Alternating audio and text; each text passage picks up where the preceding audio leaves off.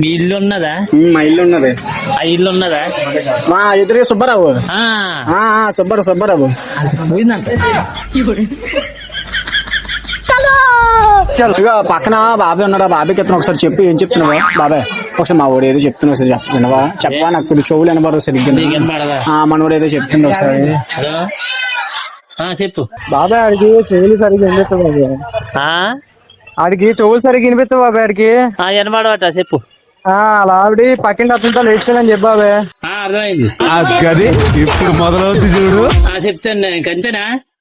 మీ ఆవిడ మా ఇంట్లో చెప్పిందా? నీకు అర్థమైందా? అర్థం లేదేంటి? మీ ఆవిడ పక్కింటి తోటి లేచిపోయిందంట. మీ ఆవిడ పక్కింటి తోటి లేచిపోయిందంట. ఏం చేద్దామంటావు మరి?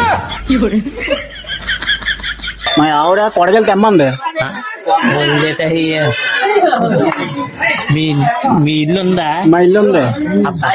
పోయిందంట. పక్కన మీ ఆవిడ పోయిందంట. ఎక్కడికి? ఏమో పక్కింటికి వెళ్ళిందా? చెప్తాను. పక్కింటికి వెళ్ళి ఏం చేస్తుంది? ఏమో చెప్తాను. అర్థం లేదు అసలు ఏమంటుంటే.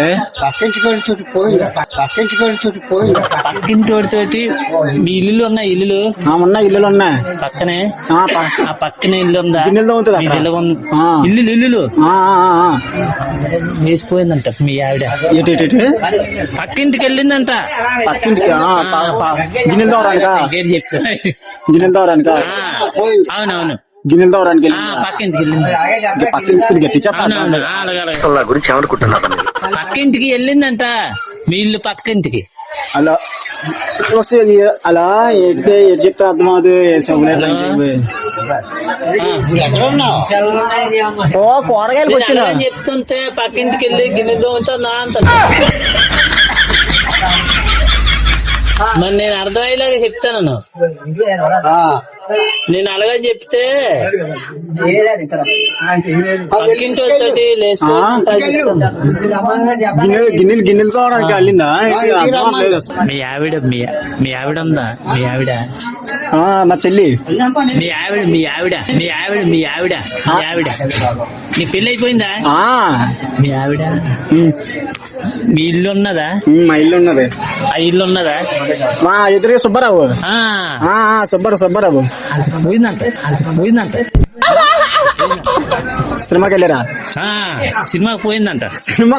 సినిమాకి పోయిందా? సినిమాకి పోయిందా? అమ్మడి అమ్మ సినిమాకి పోయిందా? అర్థం లేదు. హలో సినిమాకి పోయిందా? పోయిందంట సినిమాకి. అమ్మడి అమ్మ కూరగాయలు తెమ్మందే. సినిమాకి పోయిందంట. నన్ను కూరగాయలు తెమ్మందే. సినిమాకి పోయింది ఆడుతోనే. వస్తున్నాడు దానికి ఉంటదా? వస్తున్నాడు. ఆహా అదే ప్లాను.